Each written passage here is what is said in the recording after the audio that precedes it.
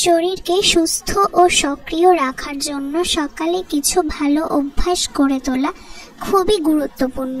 নিচে কিছু কার্যকর অভ্যাস দেওয়া হলো যা সকালে করলে শরীর ও মন দুইই ভালো থাকে। সকাল সকাল ঘুম থেকে ওঠা।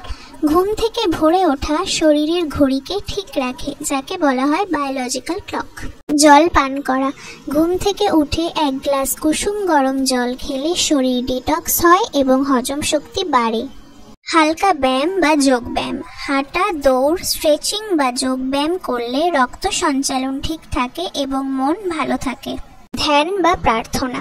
সকালে 5 থেকে 10 মিনিট ধ্যান করলে মানসিক চাপ কমে এবং একাগ্রতা বাড়ে।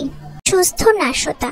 প্রোটিন, ফল, শাকসবজি ও কম চর্বিযুক্ত খাবার দিয়ে তৈরি স্বাস্থ্যকর নাশতা শরীরকে শক্তি দেয়।